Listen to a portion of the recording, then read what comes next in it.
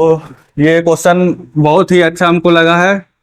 ये एपीजीपी का क्वेश्चन है। तो इसमें क्वेश्चन में क्या कहा जा रहा है कि सारा तरीका बताना है, जिसको में कौन सा तरीका जो कि कंसेक्यूटिव नेचुरल नंबर का सम होना चाहिए। और सम कितना आना चाहिए 100। जैसे कि मान लेते हैं कि ऐसे लिख सकते हैं 7 प्लस 8 प्लस 9 प्लस ऐसे करके कुछ भी जोड़ के 100 लाना है।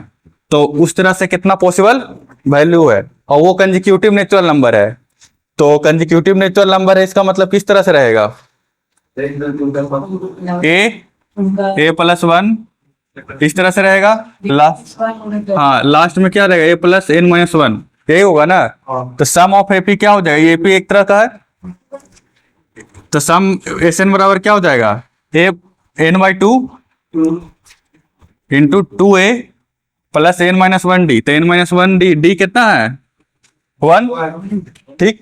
ये कितना दिया है, सम कितना होना चाहिए 100। तो अब देखो इसको इस तरह लिख सकते हैं, n into 2a plus n minus one, या इसको डायरेक्ट अब इसको खोल नहीं देते हैं, बराबर 200। इतना तक समझ में आ रहा है। तो 200 हो गया।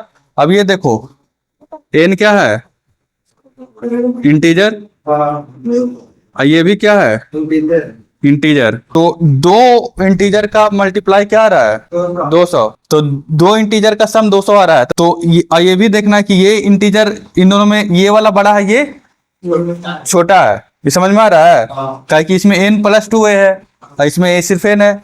तो ये इंटीजर क्या है बड़ा है और ये है छोटा। तो 200 को ऐसे हमको प्रोडक्ट में लिखना है कि एक इंटीजर छोटा है एक इंटीजर बड़ा।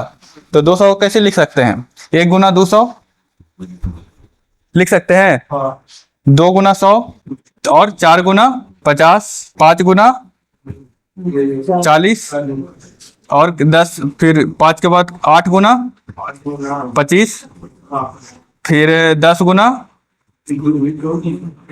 20 और आगे जाएंगे तो क्या हो जाएगा 20 गुना 10।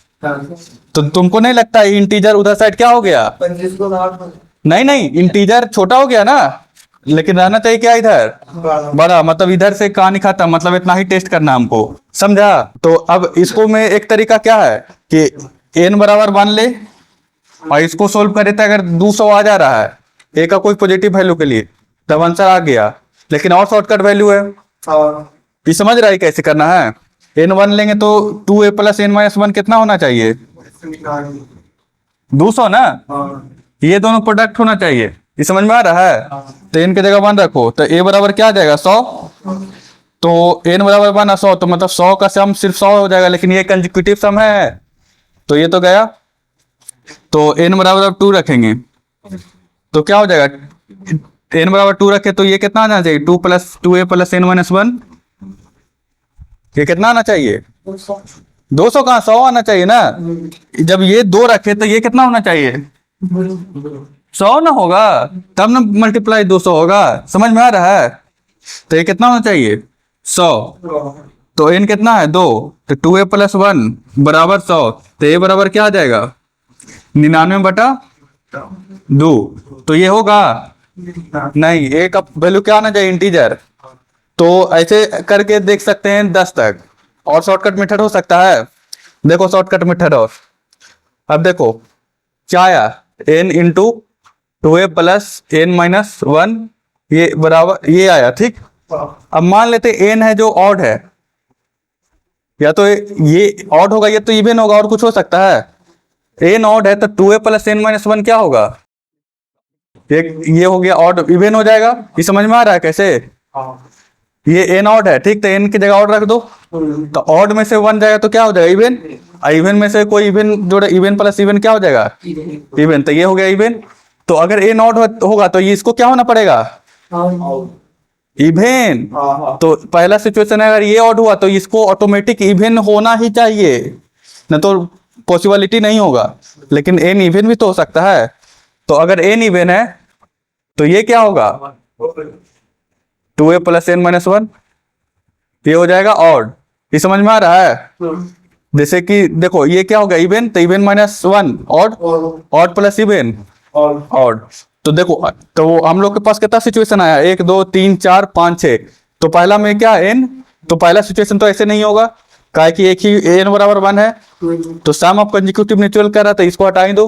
अब n बराबर क्या है, ये इवन है, तो ये कितना होना चाहिए, ऑड है, ऑड, तो ये क्या हो गया, खत्म। अब यहाँ पे क्या है, n इवन है, ये क्या होना चाहिए है, n क्या है ऑड, तो ये क्या होना चाहिए, तो हो गया।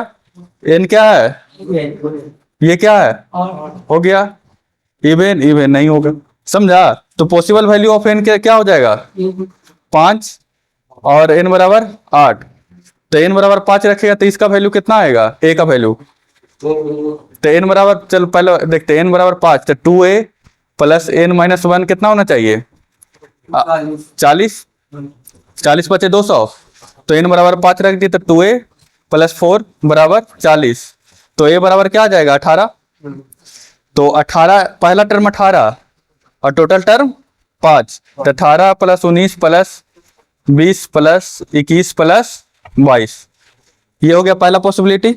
दूसरा पॉसिबिलिटी क्या है, n बराबर कितना ले, n बराबर क्या आया था 8, तो 2a प्लस n माइनस 1 बराबर क्या आ जाएगा 25, तो n बराबर 8 है ना यहाँ पे, तो a बराबर कितना आ जाएगा 9, तो 9 से लेके कितना 8 टर्म जोड़ देंगे तो कितना आ जाएगा, तो 9 प्लस 10 प्लस 11 प्लस 12 प्लस 8 ही टर्म जोड़ना है, कि n का वैल्यू कितना है 8, तो 1 2 3 4 5 6 7 हो गया, 2 2 4 3 7, तो 9 plus 10 plus 11 plus 12 plus 13 plus 14 plus 15, इसको ऐड करेगा तो कितना आएगा, और कोई पॉसिबल वैल्यू है, हो गया। अब इस तरह कोई भी क्वेश्चन आएगा, 100 दे दे, 200 दे दे, 300 दे दे, सब बन जाएगा।